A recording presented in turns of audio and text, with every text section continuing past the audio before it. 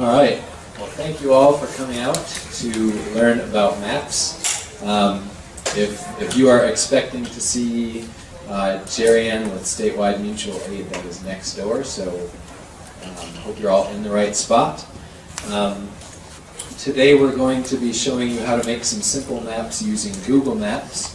And if you have a laptop, there will be a demonstration where you can follow along later. And if you don't have a laptop, that's fine. I'll try to go slow enough so you can see what I'm doing up here.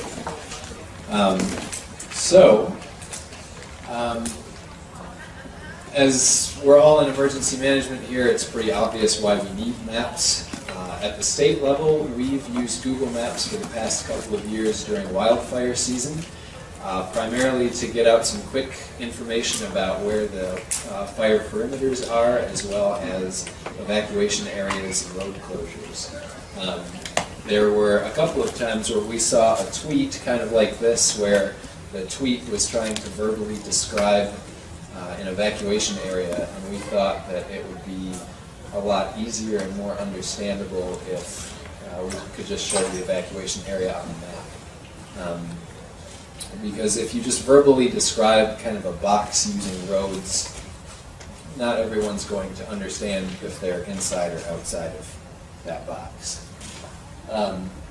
Another thing you see, especially related to wildfires, is you'll see tweets like the one at the top there that will say that the fire has burned so many tens of thousands of acres, but it's hard to conceptualize exactly what that looks like when the press releases will all say that 1 acre is approximately 1 football field. But I don't know if I know what 23,000 football fields looks like. If you need a random fact of trivia to bring home tonight to say that you learned something, you could say that 23,472 acres is about 6% of the area of Morgan County, just in case you needed something strange to know for today. Maps give us a good frame of reference just to see where things are in relation to other things. For this fictitious map that we have here, we have our fake fire perimeter here in red, and a fake evacuation area there in the yellow, and it's really easy just to glance at this and kind of get an idea of where everything is. So that's the goal of what we're doing here today, to show you how you can produce something similar to this, with the idea being that if you have an incident in your jurisdiction and you just want to get out a really quick map that doesn't take too long to put together but will communicate a lot of information, you can get something like this, and that can be pretty useful. So what I'm assuming about you is that you want to learn how to make some of these maps yourself. As a bit of a straw poll, who here has a GIS person in your office? Okay, a little over half. So if you have a GIS person, they are an incredibly useful resource, and I definitely encourage you to use them for any maps that you might want to make. Sometimes the GIS person in your office might not have the time to make something for you, and if that's the case, using a Google map like this is quick and easy, and it may not look as sexy and cool as what a GIS person could put together, but it'll still be very useful for you. So even if you've got a GIS person, I'm assuming that you want to learn how to do some of this yourself. As a public service announcement, GIS and ArcGIS are not the same thing. GIS is the general type of software that can make maps, and ArcGIS is just an example of that. And the only reason I bring that up in here is that I've met a bunch of people before who've said, oh yeah, we've got ArcGIS, so we're set. But ArcGIS is a type of GIS or brand. Kind of like how not everyone, but a lot of people around here drive a Subaru, even though a Subaru is a car, all cars are not Subarus. So that's just all this says. If you have any interest in using GIS and you don't have any money to put toward it, there are a number of good free GIS software packages you can use. The best one that I've seen is called QGIS. So if you just Google QGIS, you can download it. That runs on Windows, Mac, Linux, and probably, I think it runs on Android as well. What did you say? QGIS? QGIS, QGIS. It used to be called Quantum GIS, but they decided they didn't have any meaning for quantum, so they just dropped it. So if you have any interest in getting into the GIS space, that's a good place to start. All right. So if it's up to you to make maps, that is okay. A lot of times people have the misconception that you need multiple degrees and all this training to know how to make maps. But if you want to make a simple map, it's pretty straightforward to do that.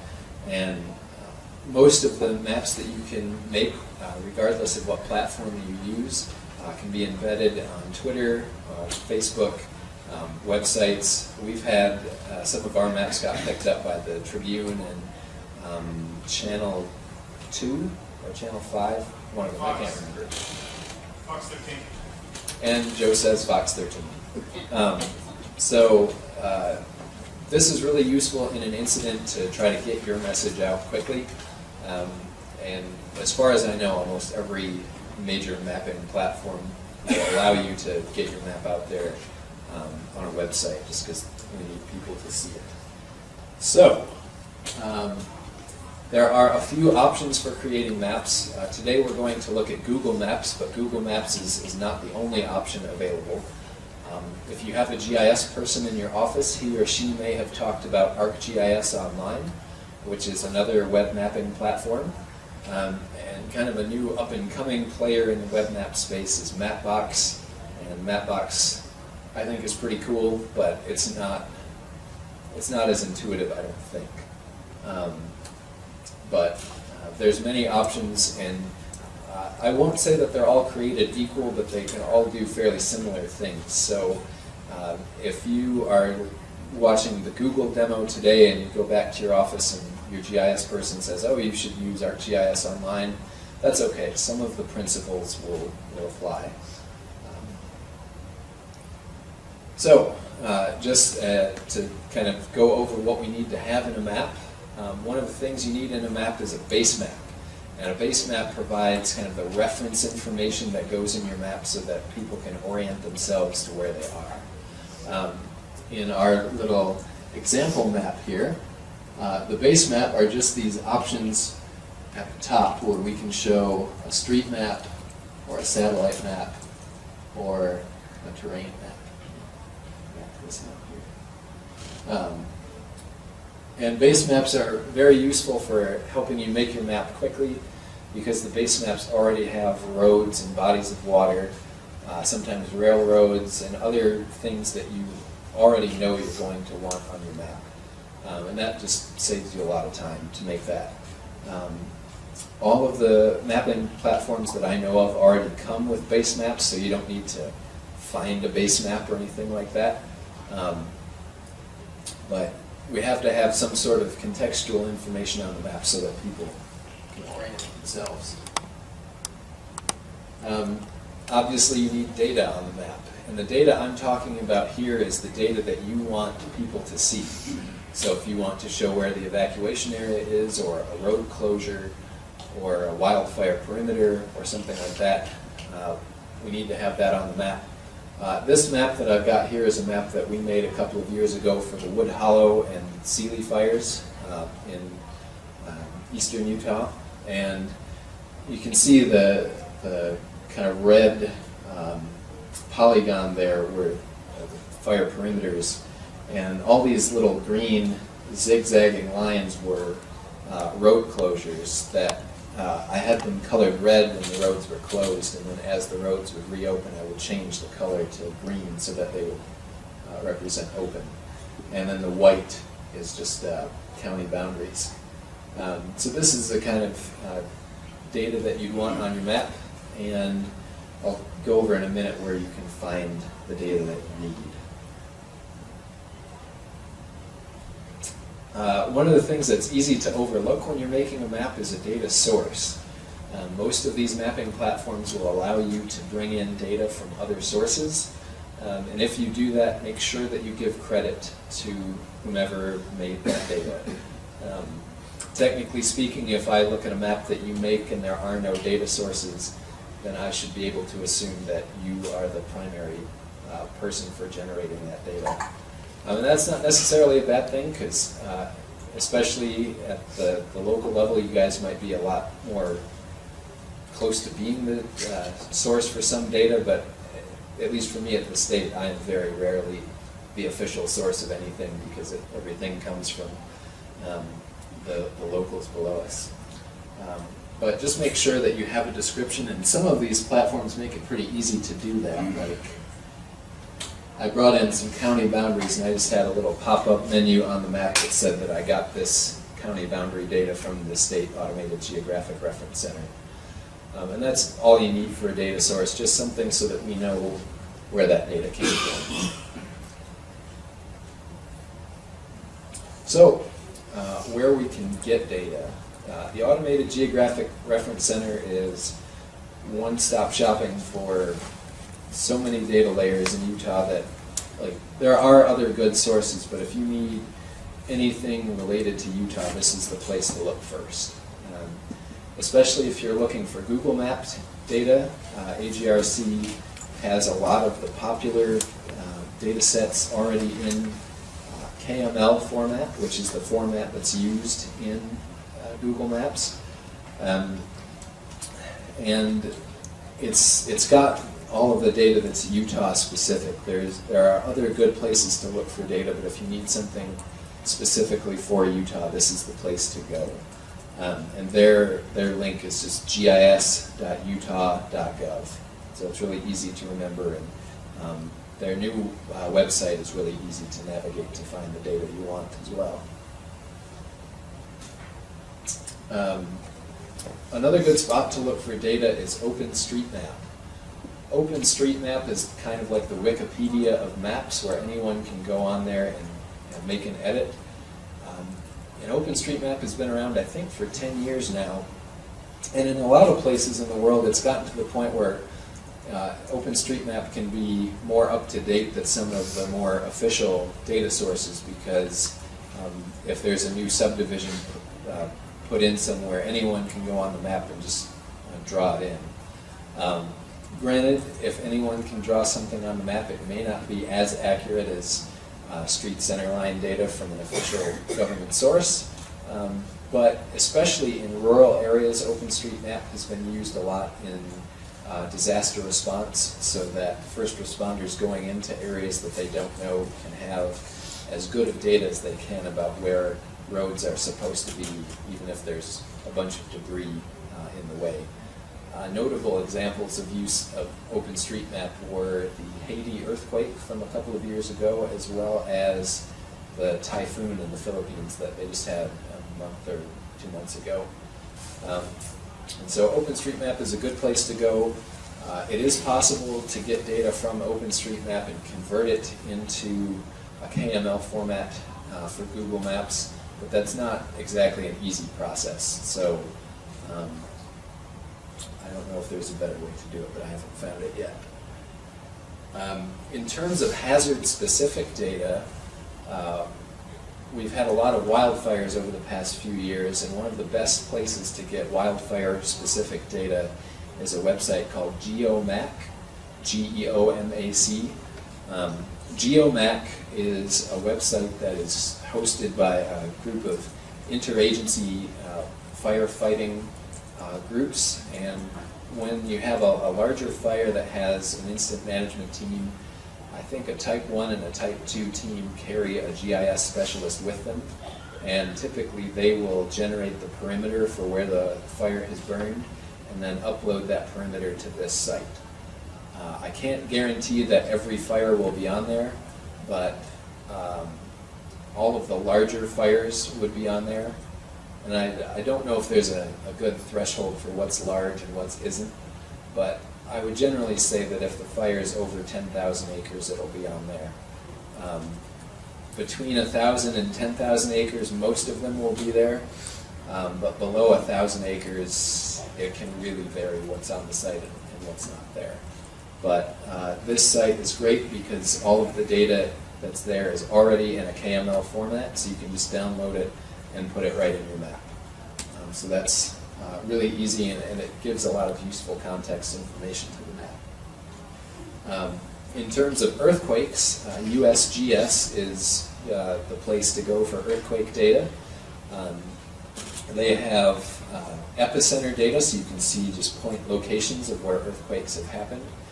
And every time an earthquake happens that's a magnitude 3 or higher, there will be a product called a shake map that's generated, and the shake map uses data from seismograph stations and then creates a map that shows how intensely the ground shook in a given location. And USGS has that available for download as well. So this is a great place to go for data. In terms of other hazards, I have not had a whole lot of experience making maps for flooding, so off the top of my head, I'm not sure where good data sources are for that.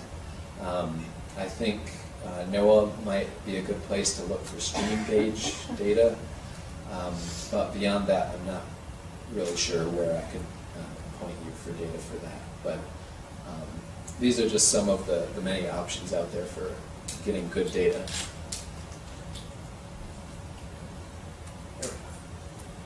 So, just a quick note about Google Maps. Google Maps is not the only mapping platform available. In my opinion, though, if you've never done anything mapping related before, Google has the lowest learning curve. Since a lot of us already use Google Maps for getting street directions or trying to find someone's house or something like that, it's not that difficult to learn how to make your own maps within their system. But there are other good options. And a lot of times if you talk with the GIS person and say that you're making a map on Google Maps, they'll kind of look at you and give you a polite smile and not really say anything about it. If your GIS person says that you should use ArcGIS Online, that is okay. Most of the concepts I'll show you today will work similarly in ArcGIS Online. So definitely use whatever platform you use in your office, but if you need something to play around with or something that's just quick and easy, I think Google's a good way to go. So I've got a bit of a demonstration where I can show you how to do this. Before we get into a demonstration, does anyone have any questions? I want to make sure that I don't go too fast for you here. If you have an iPad with you, you can look at the maps that people create in Google Maps, but you can't edit them. But I believe there is an app for Android that's called Google Maps My Places or something like that, and you can edit from an Android tablet. I don't know if you can do it from an Android phone, but at least for the tablet I think you can. Yes? Does QGIS allow you to import shape maps, shape files, things like that? Is it akin to the ArcView software? Yeah, so the question was with QGIS, if QGIS can allow you to import shape maps and other data similar to the way ArcGIS does, and it can. I've seen some bloggers in the GIS world say that it's gotten to the point where in most cases ArcGIS and QGIS are functionally equivalent. But there are some industries where ArcGIS is still a lot more major player. But generally speaking, QGIS can do it. Are there any other questions? Okay. So, with that, I will sit down and proceed into a demo. So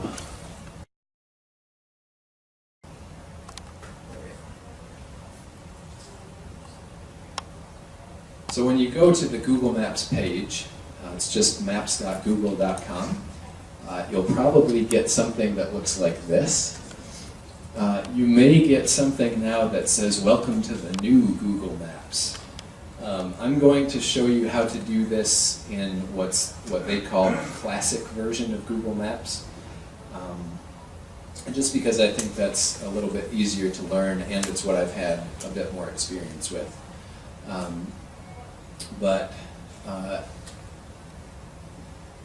I'll just hide that so we can see more of the map. If Google is able to figure out where your computer is, it should zoom into your location or somewhere close to it.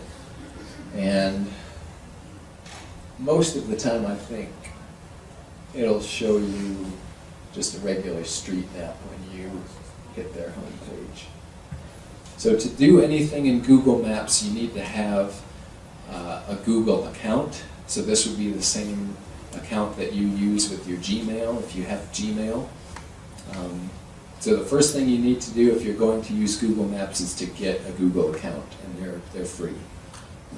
So once you hit the Google main page like this, up in the corner, there's a sign-in button, so we'll have to sign in.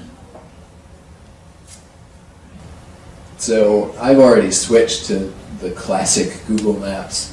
It keeps asking me if I want to make this switch permanent. I'm going to say no, because I'm assuming that eventually they'll just make everything the new Google Maps. But I think the classic Google Maps gives us a couple of nice features to use for making these maps. Within the Google mapping world, if you want to make your own map, that is called My Places. So you should see a button in the upper left that says My Places on it. So I'll click on My Places, and there's this big red button that says Create Map, and underneath it it says Create with Classic My Maps. And I'm going to create with the Classic My Maps, just for one, I've had more familiarity with that, so I can do that a lot better. But I'll show you in a little while some of the differences between the classic maps and the new maps. Generally speaking, they're the same, but there are some key differences. So the first thing that happens when you start your map is that it gives you an untitled title, and it defaults to creating a public map. If you're creating a map for an incident, you want your map to be public. If your map is public, this means that anyone who goes to google.com and searches for your incident, your map should show up in the search results. I'm going to make my map unlisted, just because I don't think anyone will find this map interesting except us. And I'll zoom out here.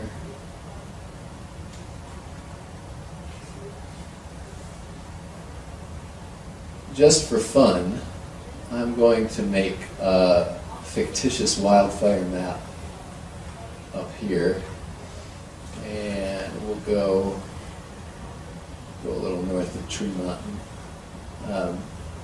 I figured that so many demonstrations end up being Salt Lake centric, so we'll pick a place that's not Salt Lake just for fun, and it'll help with an example later.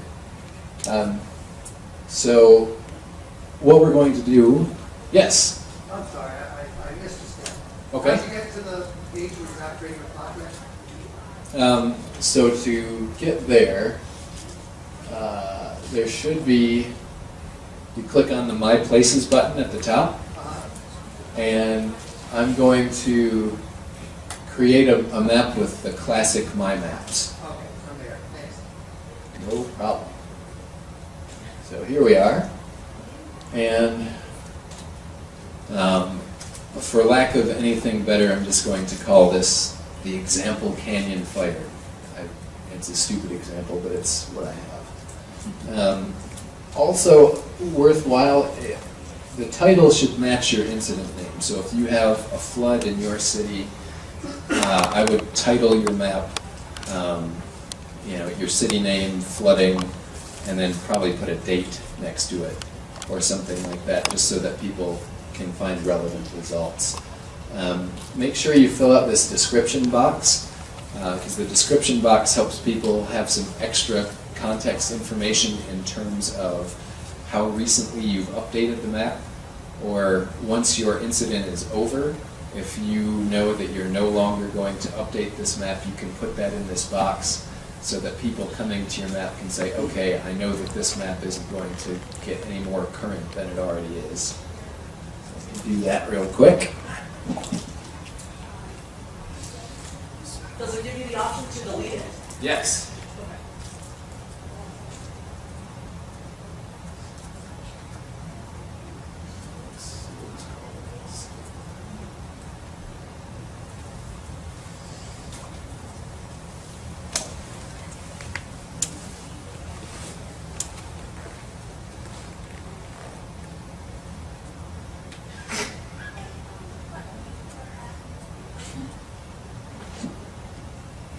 I always try to make sure I put really fictitious dates so anyone who stumbles on this can make sure that they know that this is not real. Alright, so we have a title for our map and we have a description for our map. If a wildfire is the incident that we're working with, the first thing to do would be to put a point location that just shows generically where the fire is. A lot of times with wildfire maps you'll see a point with a little fire icon that shows where the fire started. Sometimes it's not always where the fire started, but it can be. And in GIS and mapping, there are essentially three kinds of data that you can put on the map. There are point data, which means that something happens at a specific location. There's line data, which is obvious, like roads and railroads and stuff like that. And then there's polygon data, which shows areas. And so what we're going to do first is just put a point on the map.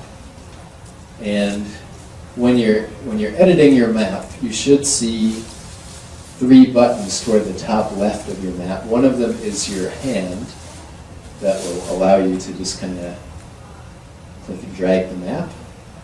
You've got this blue bubble for putting a point, and then there's a line with a drop-down arrow, and that gives you the option to either draw a line along roads, or draw a shape. This is one of the cool things I like about using the classic version of Google Maps, is that if you want to show a road closure, you can draw a line right on top of the roads on Google Maps. Instead of having to trace a road by yourself, you can usually click once or twice along it and the line will match your road. I'm not sure if the new version of Google Maps supports that. So the first thing we're going to do is just add a little point to show where our fire started. And you'll see the little pop-up there says, click to place me on the map. And right underneath our blue point is a black X. And that black X is going to be the actual spot on the map where that point goes. I'm going to put that right here. As soon as you click on the map, your place mark lands somewhere, and now we have a spot for where our fire started. We need to give this a title, and we can also give this a description. But you can see the default symbol for this is just a blue bubble icon. And that works okay, but you can find a lot more descriptive symbols for things. So I'm going to click on this blue bubble here in the corner, and that gives me the opportunity to look at more icons. And there happens to be a red fire icon, so I'm going to use that one.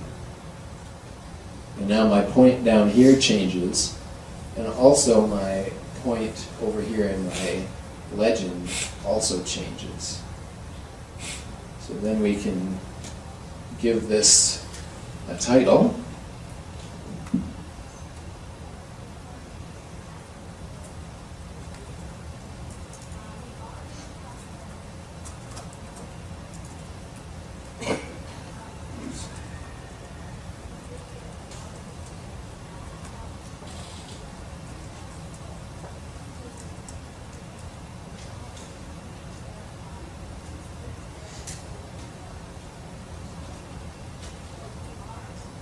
All right, so what I've done here is I've given this point a title, so we can see this title here shows up over here. So when people are looking at your map, what they will see initially is all of the symbols on your map, and they'll see this legend here as well. Generally speaking, when I add data to a map like this, I try to say when that data was created or how current it is. Especially in the case of a wildfire, the perimeter will change over time. So it's easy for someone to look at the map and say, okay, this perimeter is from yesterday, so I know that something has probably changed since this map was last updated. So, when you're entering a description, you have the option to do plain text, rich text, or HTML. If you've done work with websites before and you want to do this in HTML, or if you have data that's sitting on a website somewhere and you want to include it here, like maybe you have a logo sitting out there somewhere, you could use the HTML to get that in there. I am not as well versed with that as I'd like to be, but I think the process is reasonably simple. So, now that we have a point for our fire, the next thing I want to do is to show an evacuation area. And I know that this is going to seem somewhat similar to the state fire that we had in Box Elder County back in July or August. I picked that for a reason.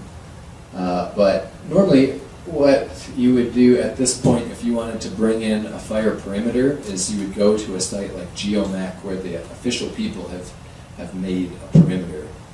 But there might be cases where there is no official perimeter, and perhaps as the emergency manager you might have an idea of where the perimeter is and you want to show something so that people can say, okay, the fire's burned about here. And what we'll do for that is we'll go down here to where it says draw a shape. And now, that's better. Now what we can do is just start clicking along, and what you end up doing with these is you click once to start your shape, and then you can kind of click around like that. And it says, you'll notice, it'll say double click to end the shape. So what we'll do, once we get back to our starting point, the hand will show up like that. We'll double click, and now we have our example fire perimeter. Again, the default color tends to be kind of this bluish purple, and I'll change that to more of a red. The options that this menu provides allows you to have a line width. So if you wanted this to be just an outline of a perimeter, you could make that a 10. And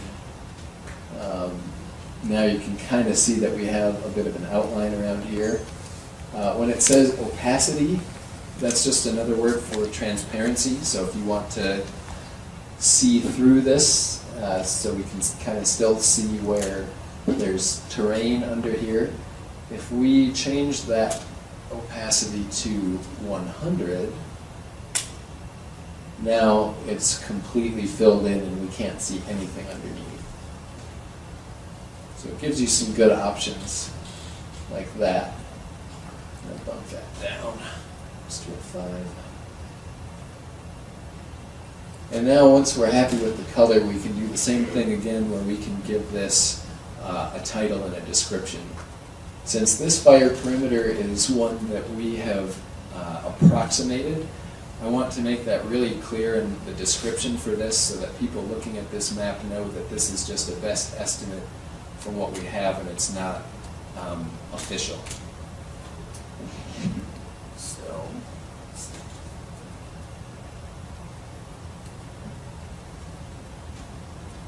all right.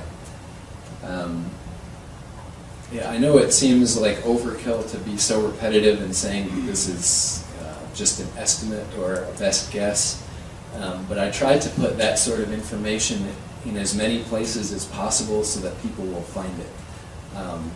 Because there have been many times where I've made a map and had like a little disclaimer that said, you know, this map is not official, but a lot of times people don't read the disclaimer and they think that if it's on the map, it must be 100% gospel truth. And if you have something that you're not that confident in, make sure that you're very clear about that. So, now we have a point for our fire and a perimeter. The next thing that we would want to do for this would be to show an evacuation area. So this is also going to be a shape. So as long as this icon is still a shape up here in the upper left, I can click on that and trace a new shape. Let's say over here.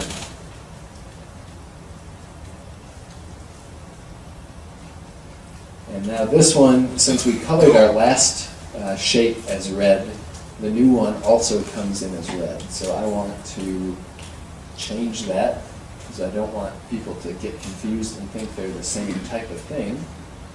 So what I'm going to do actually is just bump this down and make a really thick black line.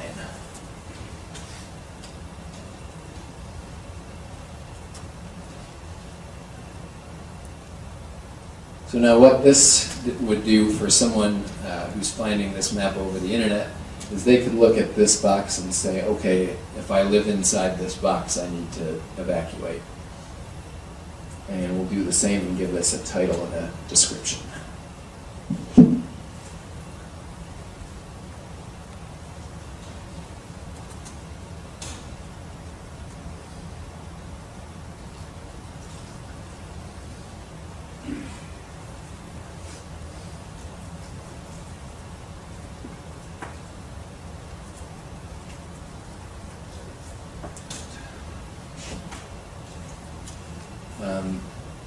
The evacuation areas were one of the primary elements that caused us in my office to start making these maps so that the information could get out more quickly. And once you've gotten familiar with doing these Google Maps or other sorts of maps, it becomes a pretty simple process to make something like this and get it out there. The other feature that I'll show really quickly is if we wanted to do a road closure, I'll click here and that didn't work. So let's delete that.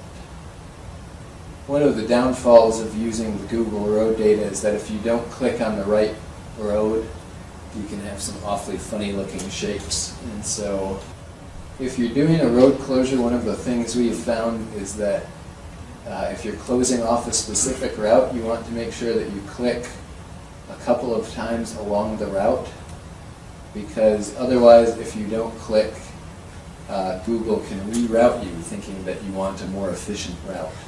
So make sure that you click. That's what these little dots are, places I clicked. You can change that to a red. And usually when I make something that's a road closure, I try to put the word closed in really big letters so that people know it's closed. And then when it's opened, I can do the same thing. I can change this here from a red to kind of a green so that people can see that something's changed.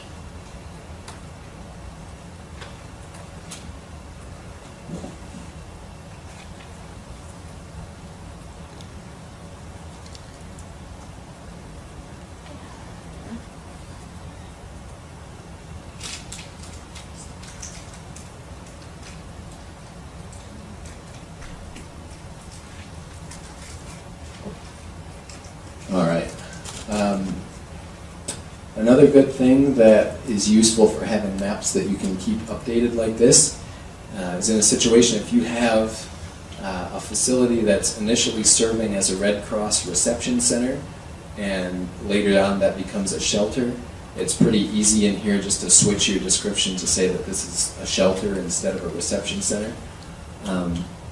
And if we were to do something like that, I've always done shelters as just a place mark. And we can put that over here. You'll see that it comes in as a fire icon because that was the last point that I drew. But if we look at our set of icons, there is this nice yellow looking house or building. And that tends to work out pretty well. All right. So this is a really neat way to just make something that's kind of quick and dirty, but it's still easy enough for people to understand when they look at it, and it gives you a lot of good context information for what's going on. Before I show you a couple of other things, are there any questions about what I just did? Okay. So, one of the other powerful things that you can do with Google Maps is you can import data from other places. I'm going to go over to the GeoMax site, and there's a big button at the top that says View Perimeters. And if we go to View KML, we can look at KML files for this fire season. And they're all organized by state, so everything for us will start with a U, UT.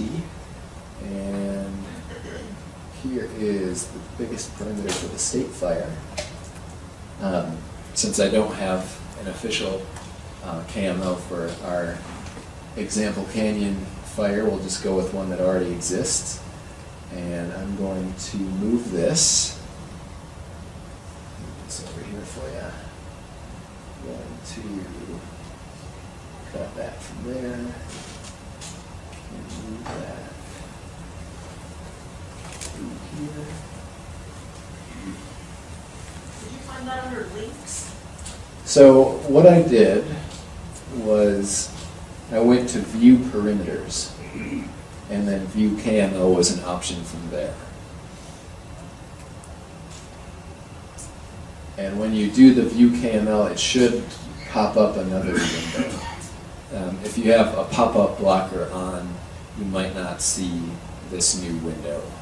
But this new window should come up, and it should show only perimeters for the current fire season.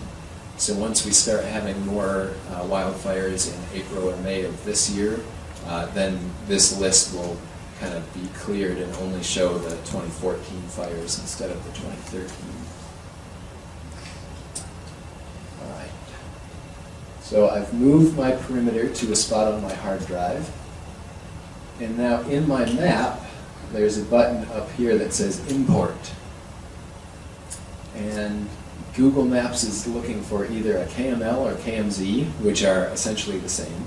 KMZ is just a zipped up shapefile, or a zipped up KML file, sorry, or a GeoRSS. So I'll go here and choose my file. We'll choose the state fire. And once you see this file listed here, then you can click Upload from File. If you're using the classic Google Maps, be very careful of this box because there's a checkbox here at the bottom, and this checkbox does not say that you agree to terms and conditions. This says that you want to replace everything on the map with this uploaded file. And I have not found a use case for why this button exists, but it's there. So unless you really want to delete everything else and replace it with what you're putting in there, don't check that box. So now that we upload it, this red outline with this other fire icon is the perimeter of a fire that we actually had this year. And so this could be kind of useful as context information, so you can say, okay, we've got this new fire, and here's where the new fire has burned in relation to a fire that we had just this last August. When you get perimeters from GeoMax, They come in as both a point and as a shape. So usually what I'll do is I'll find this point and just delete it so that the map looks a little clean. The last thing that I want to show you with this is if you have a bunch of people in your office and you all want to work on the map at the same time, that is possible as long as you all have Google accounts. There's a button up here that says Collaborate. And all you have to do is type in email addresses there, and then you can, if you want the collaborators to find more people to collaborate with you, you can check that box. Or if you want anyone to edit this map, then you can check that box there. And this was great for us because as I was adding data for fire perimeters, our public information officer was adding in geotagged pictures of the fire or information about media staging locations that I wouldn't have. And we were both able to work on the same map and still stay out of each other's way. And so that was pretty easy to use. If you want this map to be sent out, there's this little chain link symbol up here for links, and you can either give people a URL. I usually check short URL because a URL this long is a lot easier to digest, and you can send it that way, or you can, if you want this map to be embedded in a website, there's HTML code right here, and a media outlet or someone else from your office who maintains your office website can copy that HTML and just drop that right into your website. You'll notice that this says this map cannot be embedded, and I'm pretty sure that this map cannot be embedded because I have made this an unlisted map. You don't want your maps to be embedded on a website if you don't want anyone else to see them. But if it's a public map, then you can make that embeddable.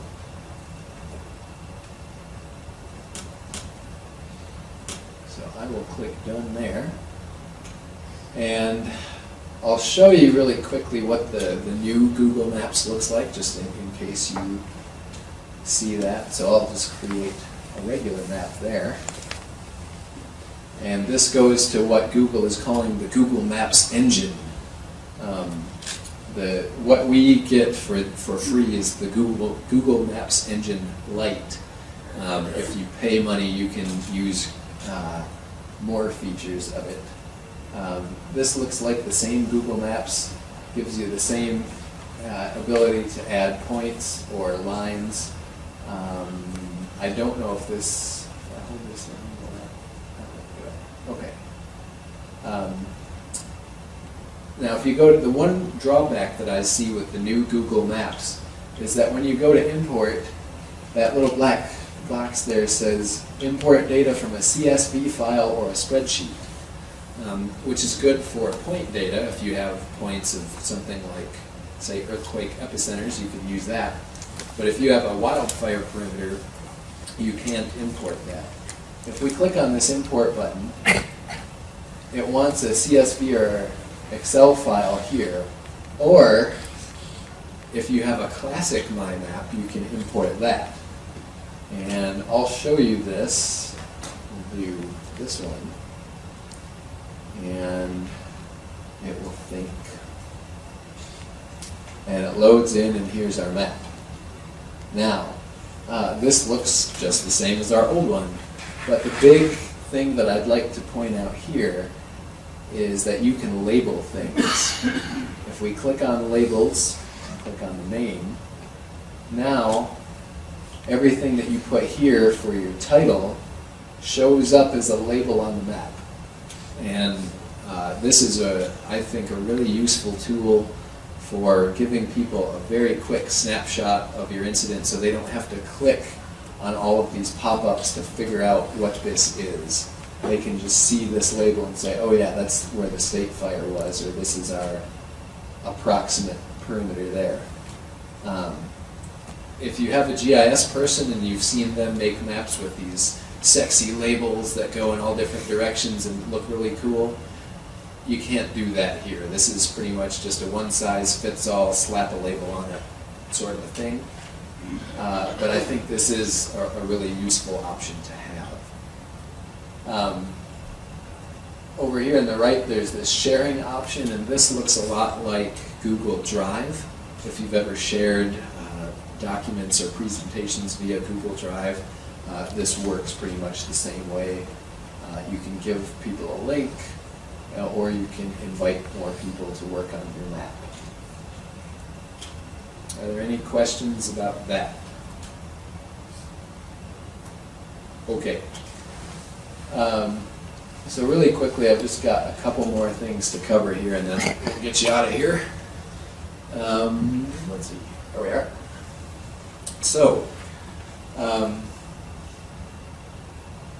yes, a couple of differences between the new Google Maps and the classic Google Maps. The new Google Maps allows the labeling, and that's really cool to me. I was at a conference once and asked a guy who was working for another mapping platform if it was possible to do labels, and the guy gave me a really roundabout answer saying, well, that's kind of hard, and so it's not possible. But Google Maps can do it, and there's another one out there as well that can do some basic labeling, and I think that's a really useful feature. If you've ever played around with Google Earth and you've seen check boxes where you can turn things on and off, the new Google Maps uses that kind of data layer paradigm a bit more explicitly. So if you're familiar with that, that's one of the features of the new Google Maps. You cannot import KML data directly into the new Google Maps, which seems like a bit of a drawback. The way to do it is like what we just did here, where you create a classic map and then import the whole classic map into your new map. It's not been clear to me if Google is someday going to allow for importing KMLs directly into the new Google Maps, or if they're going to make that a feature that you have to pay for. I haven't really seen any blog posts about that. As far as the classic Google Maps, there's no labeling of the classic Google Maps, but you can import KML data. This last point that I have here is not true. As we just saw, the maps do have to be public to be embeddable. What I really like about the classic maps is there's that big white description box right on the left-hand side where you can enter anything you want about how current your map is or where you're getting data from. And that's, I think, really useful just to give people something. However, if you make your map and you've got a really good description box and then you send a link to someone, the only thing that they get with the link is just the map. They don't get the description box with it. But if they embed it in their website, all they embed is the map. If you send them a link, it does link them directly to that page where they get the description box. All right, so some basic features to use when you're making maps. Definitely importing data as much as you can is useful just to give more context. It also shows other people that you're aware of more data that's out there. So in our case, we were able to import that other existing fire perimeter to show that we knew that that perimeter was close to where the example was. And that can be really, really useful, especially if you have multiple agencies that are authoritative sources for your incident. The ability to draw a road closure right over the road, like we saw with the classic maps, is really handy. Really simple, but really effective. And as long as your map is embeddable, if you tweet it out or Facebook it out, the media is really good at getting a hold of your embeddable map, and then they can put it directly on their site. When we did this a couple of years ago for one of the fires we had, I can't remember if this was the Harriman fire or the Alpine fire or one of them. In our EOC we had TV screens up, and I saw the map that was on my computer on the TV screen, and that was really trippy. But they do pick it up fast, so if you want to get something out quick having an embeddable map will make that happen.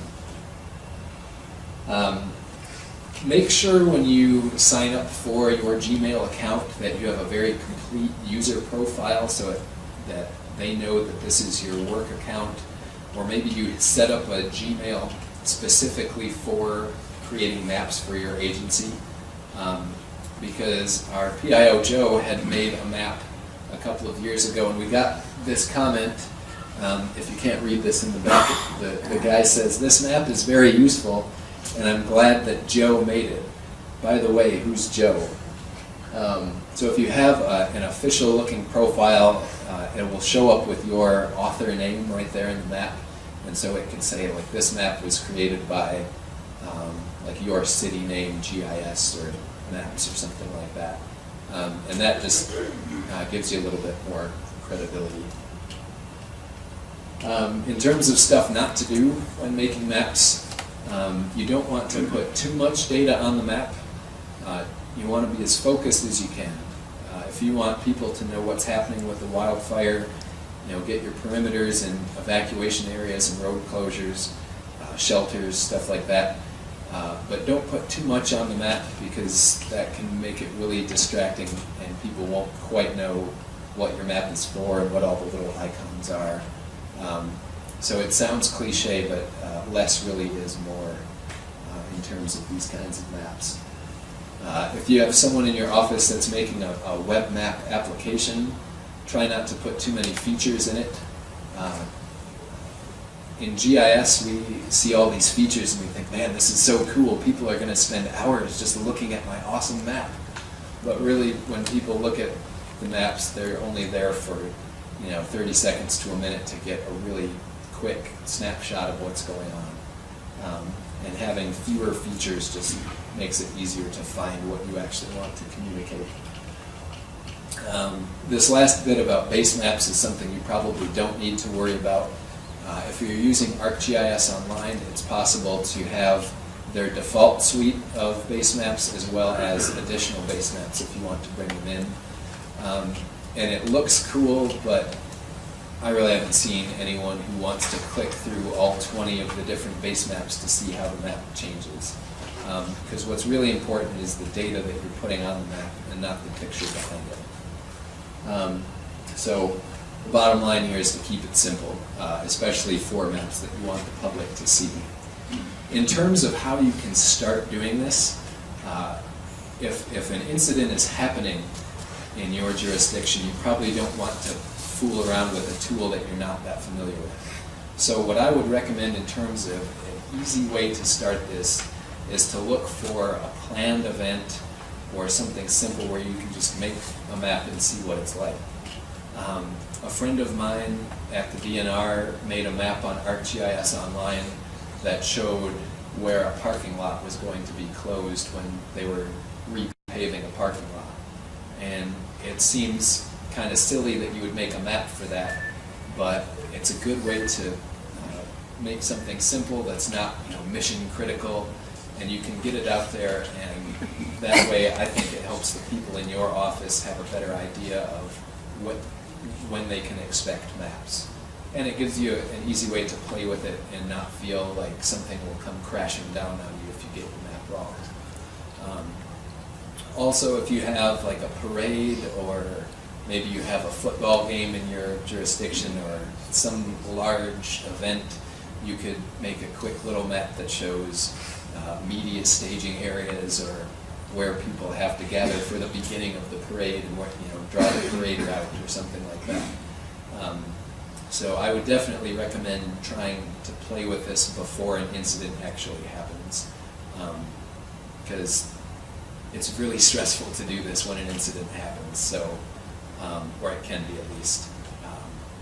So that's a really easy way to get in on this pretty easily.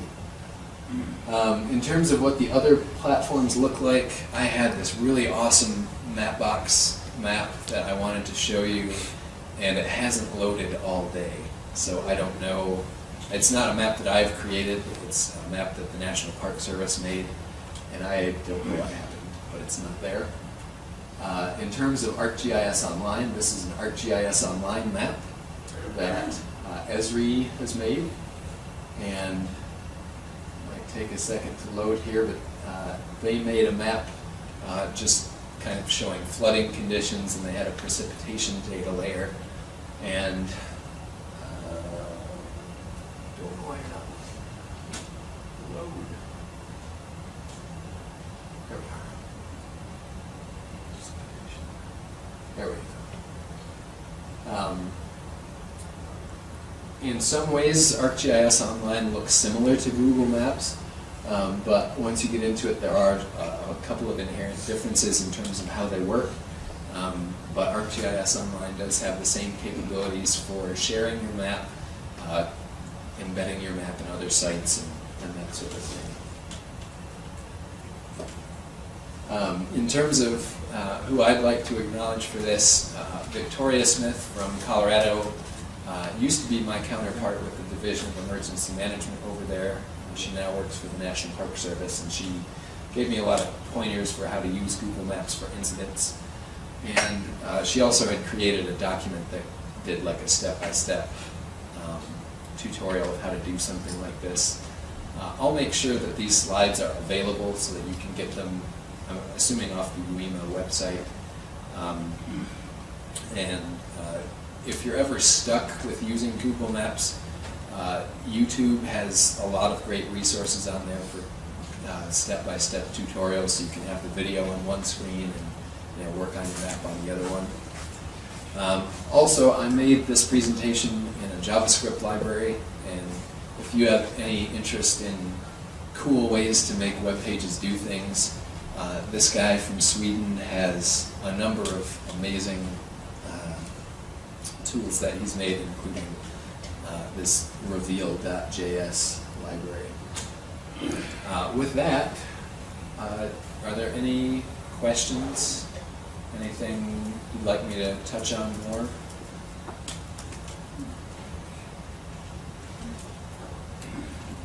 Yes? I got one. Is it easy to make animations, like, you talk about the line going, can you actually make it grow, or do you want to do a presentation to show that? Is that too difficult?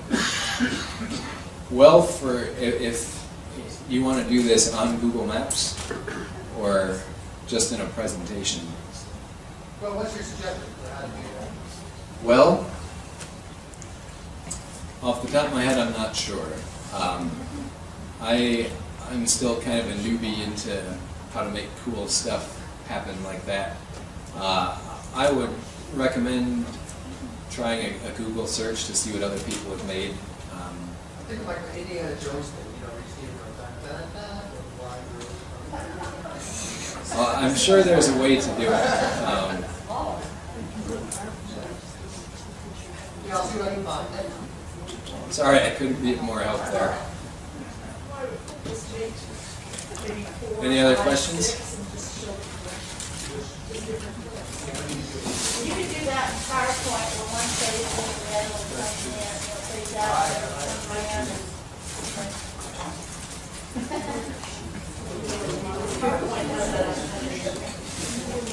Well, it sounds like there's some options to do this, and if you are ever making a map and you need some help or have some questions, feel free to email me or tweet at me, and if I can't help you myself, I'll try to point you in the direction of something. But with that, thanks for sticking around so late in the afternoon, and hope you got something useful out of this.